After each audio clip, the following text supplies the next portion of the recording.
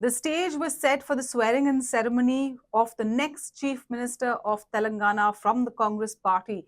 But the swearing-in ceremony did not take place because picture abhi baki hai. हमें ये लग रहा था कि रेवंत रेड्डी जो है वो तेलंगाना के चीफ मिनिस्टर बन जाएंगे, लेकिन अब ऐसा नहीं है। क्यों? क्योंकि उनके साथ ही जो कई एमएलएज निकल कर आए हैं बाहर, वो अब अपने आप को प्रोजेक्ट कर रहे हैं एज अ सीएम फेस। नतीजा ये हो गया है कि अब सब कुछ जो है तो दिल्ली पर छोड़ दिया गया है कि टॉप लीडरशिप जो है कांग्रेस की, गांधी फैमिली डिसाइड करेगी। जो पार्टी की एआईसीसी ऑब्जर्वर हैं DK Shiv Kumar, deputy chief minister of Karnataka, वो खुद जो है चलकर वहां गए और उन सभी एमएलए से बात किया, और बात करने के बाद जब मीडिया के सामने आए तो कहने लगे कि नहीं, अब जो है तो यहाँ पे कुछ लोगों को जो है तो और डिप्टी सीएम या ऐसे पद जो है चाहिए। ये बोला नहीं उन्होंने, लेकिन कहा कि जो सीएम का जो फेस है वो अब गांधी फैमिली ही तय करेगी। ये रेवंत रेड्डी जो है तो मुझे नहीं लगता कि अब बहुत ज़्यादा खुश होंगे, क्योंकि अब कुछ भी हो सकता है। In fact, Mallikarjun Kharge has confirmed that the chief ministerial face will be announced today. But Vikas, who are the other contenders? 3 नाम अभी निकल कर आ रहे हैं। पहले हैं मल्लू भट्टी विक्रमार्का, दूसरे हैं डी श्रीधर बाबू और तीसरे हैं उत्तम कुमार रेड्डी। अब ये तीनों फेस ऐसे हैं जो कि शायद बहुत ज़्यादा लोग नहीं जानते होंगे, क्योंकि विक्रमार्का जो हैं वो मदिरा से 3 बार के एमएलए हैं। उन्होंने काफ़ी कुछ किया है पार्टी के लिए, जब वो डेफिनेटली ऑपोजिशन में ही बैठते थे और बीआरएस पावर में थी। दूसरे हैं उत्तम कुमार रेड्डी, उनको भी जो है तो लगता है कि हम हो सकते हैं इस पोस्ट के लिए, इस वजह से उन्होंने भी ऑब्जेक्ट किया है, और डी श्रीधर बाबू ने भी किया है जो मंथानी से एमएलए हैं, जीत कर आए हैं इस बार। लेकिन जो सबसे पहला नाम आ रहा है वो है मल्लू भट्टी विक्रमार्का। वो जो हैं तो अब एक तो 3 टाइम के वो एमएलए, 3 टाइम्स वो एमएलए रह चुके हैं, और दूसरा चीज़ वो ये कह रहे हैं कि इस पूरी स्ट्रैटेजी में कांग्रेस को जिताने में उनका काफ़ी योगदान है, कंट्रीब्यूशन है, और एक ऐसी फेस भी हैं। तो इस वजह से अगर कुछ नहीं तो डिप्टी सीएम का ही पद से वो खुश हो जाएँगे, लेकिन साथ में एक इम्पोर्टेंट पोर्टफोलियो उनको चाहिए होगा।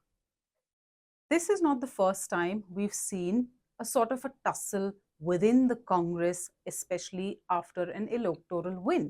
We've seen that in neighboring Karnataka. Remember, there were many anxious hours and days when Congress did not announce its chief ministerial face, even because it had two very strong contenders, and that includes Oh, DK yes, yes, Shiv Kumar Kumar as himself. well.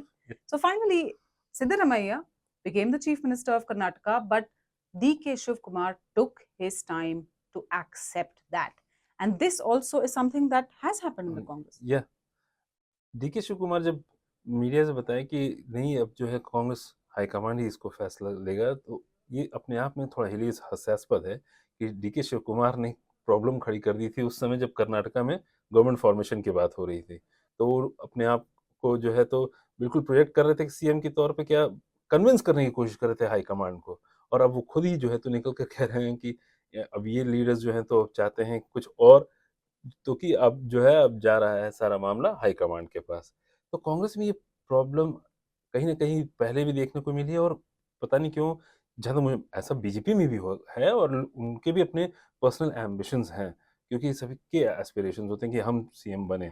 लेकिन वहाँ मुझे जहाँ तक लगता है कि लोग discipline में देखते हैं, और यहाँ पे डिसिप्लिन में ना आकर अपनी बात को सीधे, अपना ऑब्जेक्शन होगा, कुछ भी होगा, वो कहीं न कहीं मीडिया में ज़ाहिर कर देते हैं।